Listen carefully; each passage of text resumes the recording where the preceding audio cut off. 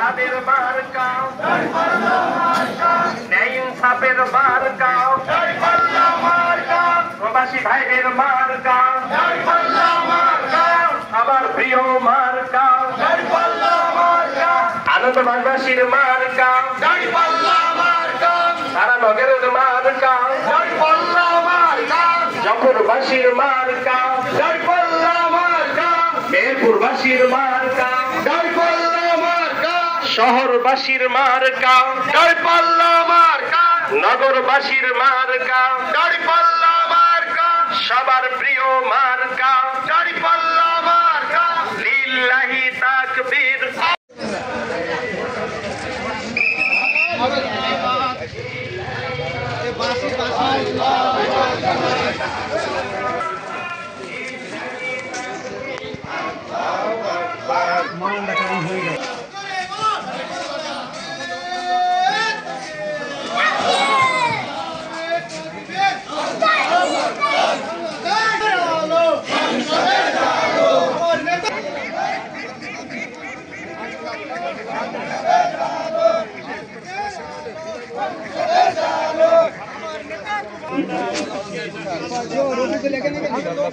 Vote দিয়ে বাংলাদেশ মেহেরপুর একটা ভালো জেলা পরিণত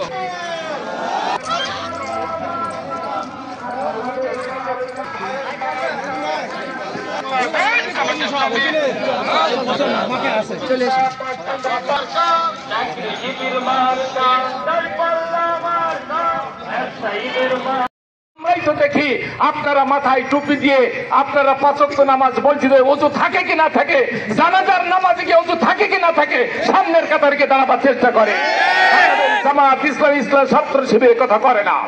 আমরা মানুষের কাছে ইসলামের দাওয়াত দিতে চাই। আমরা চাই আগামী দিনে বাংলাদেশের মানুষ যে কথাটা চিন্তা করছে এটা সারা বাংলাদেশ সারা বিশ্ব জেনে গেছে। তাই তো প্রতিদিন আমরা জামাত ডাক্তার শফিকুর রহমানের কাছে সারা বিশ্বের রাষ্ট্রদূতরা হাই কমিশনাররা লাইন দিয়ে তার সাথে সাক্ষাৎ করছে। প্রমাণিত হয় না যে আগামী দিনে বাংলাদেশ জামাত ইসলামী রাষ্ট্র ক্ষমতায় যাবে? সারা পৃথিবীর মরণ রাষ্ট্র হলো যুক্তরাষ্ট্র, সে ঘোষণা করেছে আগামী দিনে বাংলাদেশ জামাত ইসলামী একমাত্র বাংলাদেশের রাষ্ট্র ক্ষমতায় যাবে। প্রমাণ হয় না, মানুষ আপনাকে বুঝতে পারেন না।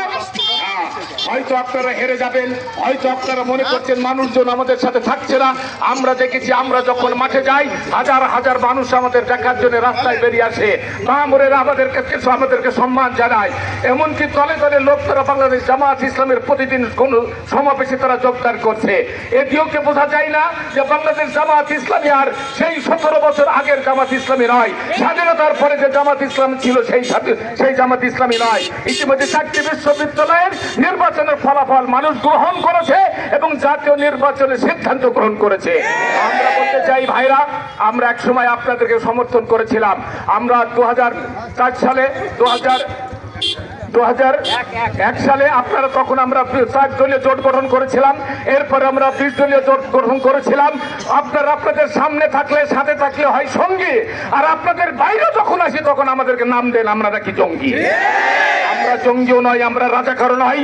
কারণ তালিকা করেছিল যেই সরকার রাজাকারকে উৎখাত করার জন্য, সেই সরকার তাদের কলমে তাদের নামের তালিকা সব জায়গায় বেশি করেছিল। বাংলাদেশ জামাত ইসলামী যাদেরকে মানবতা বিরোধী অপরাধে হত্যা করেছেন তাদের মাত্র 37 জনকে রাজাকারের তালিকায় পেয়েছিলেন। কিন্তু এতগুলো নেতা জাতীয় নেতাকে হত্যা করলেন কেন? কৈফিয়ত কি দেবেন? সেই জন্য আমরা বলি যে আমরা অন্যায় করি নাই। মানুষ অন্যায় করলে এত জনস্রোতের মতন মানুষ জামাত ইসলামে আসতো না, যোগদান করতো না। ছাত্র শিবিরের বিরুদ্ধে যে ক্লেম দেওয়া হয় তাই যদি হতো প্রতিটা বিশ্ববিদ্যালয়ে আপনারা মাঠ ছেড়ে কেন পালিয়ে গেলেন?